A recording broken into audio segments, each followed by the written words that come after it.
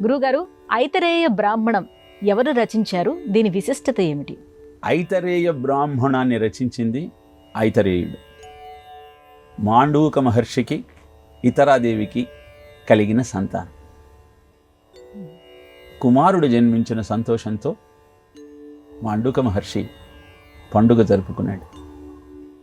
చిన్నతనంలో పిల్లవాడికి భగవన్నామని చెప్పాలన్నటువంటి ఆలోచనతో వాసుదేవ అన్న నామాన్ని బోధించాడు. వాసుదేవ నామాన్ని చిన్నతనంలో ఆ పిల్లవాడు చెబుతూ ఉంటే అందరూ పరవశించిపోయేవారు. అంత తీయగా, అంత మధురంగా ఆ నామాన్ని ఉచ్చరిస్తూ ఉండేవాడు. 8 ఏళ్ళు వచ్చాయి. ఉపనయనం చేయాల్సిన వయస్సు వచ్చింది. ఉపనయన ప్రక్రియ ప్రారంభిస్తూ గాయత్రి మంత్రాన్ని ఉపదేశించే ప్రయత్నం చేశాడు మాండూక మహర్షి. కానీ వాసుదేవ నామాన్నే చెప్పటం ప్రారంభించాడు ఐతరేయుడు. ఎన్నిసార్లు చెప్పినా వాసుదేవ నామం తప్ప మరొకటి పలకనటువంటి ఆ ఐతరేయుడి స్థితి చూసి విసుగు కలిగింది మాండూక మహర్షికి. భార్యతో సహా పిల్లవాడిని ఇంట్లో నుంచి వెళ్ళగొట్టాడు. తల్లి పిల్లవాడిని తీసుకొని వేరే ఊరుకు పయనమైంది. ఒక దేవాలయానికి చేరుకున్నారు. అక్కడ ఇద్దరూ కూర్చొని ఉన్న సమయంలో తల్లి పిల్లవాడిని ప్రశ్నించింది, నాయనా, నీకు ఇదేమన్నా భావ్యంగా ఉందా? మీ నాన్నగారు ఎన్నిసార్లు చెప్పారు గాయత్రి మంత్రాన్ని ఉచ్చరించమని?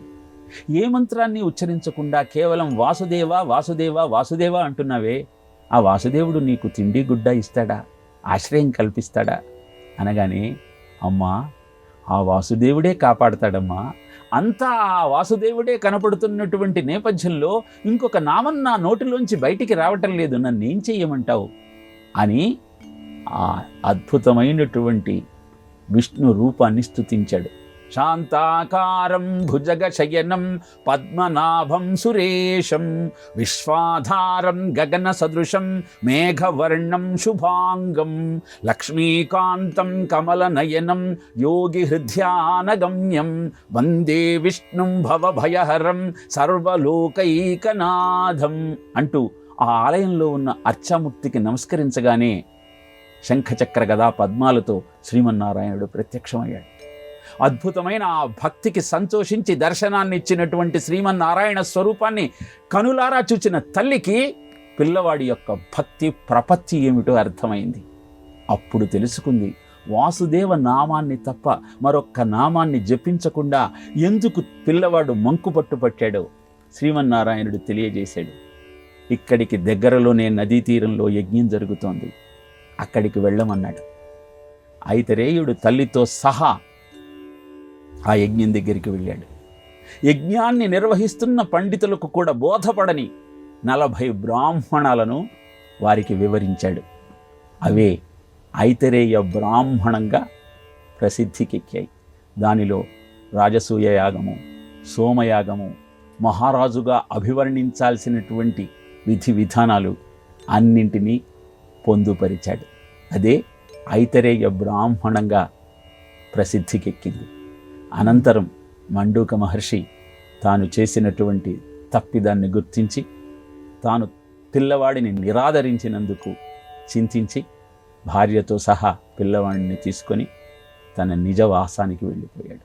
ఇలా ఐతరేయుని కథ వింటుంటే భగవన్నామ మాహత్యము, విశ్వమంతా వ్యాపించిన విష్ణు తత్వంలోని ఔన్నత్యము, విశిష్టత మనం తెలుసుకోగలుగుతాం.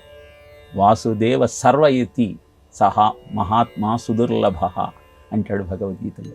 అంతా వాసుదేవుడే. భగవద్గీతలో ఒకే చోట భగవంతుడి నామాన్ని తెలియజేస్తాడు, వాసుదేవ అని.